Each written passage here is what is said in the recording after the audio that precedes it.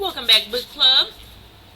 Today we're going to be discussing the second book in the Hopewell General series, The Surgeon's Secret Baby by Anne Christopher. If you haven't already read the book, please come back and join us again to enjoy this book review. I do give some spoilers, so if you haven't already read the book, this review may kind of spoil some things for you. Alright, so let's get right into it, shall we?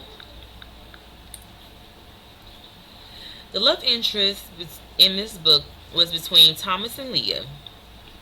Thomas was a cardiothoracic doctor, and Leah was a computer specialist for the FBI. The first encounter between the two occurred when Leah intervened between Thomas and his subordinate. Thomas was being a bit of a bully to his underling, and Leah wasn't having it. Thomas initially was shocked by the intrusion, but quickly shook back to take the upper hand in the conversation.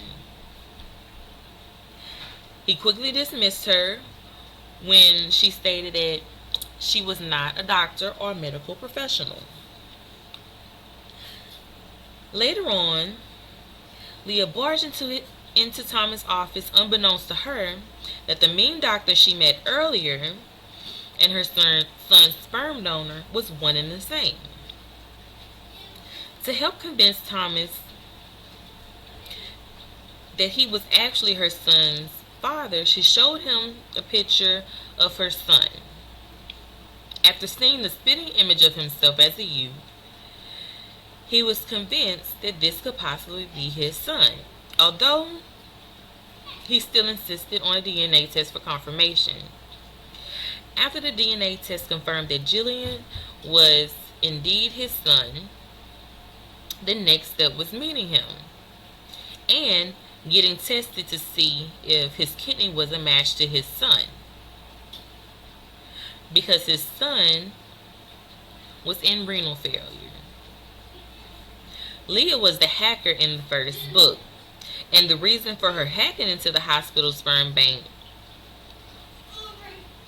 was to gain the identity of her son's sperm donor in order to save her son's life. Little did she know, the man she was seeking would transform her world in more ways than one. He would become the father to Jillian he always hoped for, and to Leah, a lover unlike any other. One of my favorite moments in this book was the love scene when Thomas bit Leah in her thigh. I liked how their foreplay wasn't all gentle. There was a little S&M involved. So that's my overview of the book. I would like to rate this book as an 8 out of 10 because I was left a little wanting. I think the love scenes could have been a little bit more in detail. There were questions that were left unanswered from the first book that could have been addressed in this book. Perhaps the last book would address what happened to the intern that was fired in the first story. Another question I had was, what happened to her FBI job? Did she take a leave of absence in order to fill her role at the hospital? Was she fired because the FBI found out that she hacked into the hospital system? So these are some things that I thought were important to be addressed in this book that wasn't. Now I want to know your thoughts. Did you like this book? What parts of the book did you like? What parts stood out to you? I really enjoyed this book. I would recommend this book to my family and friends because I want them get more clarity in the series to see, what happened next. Um,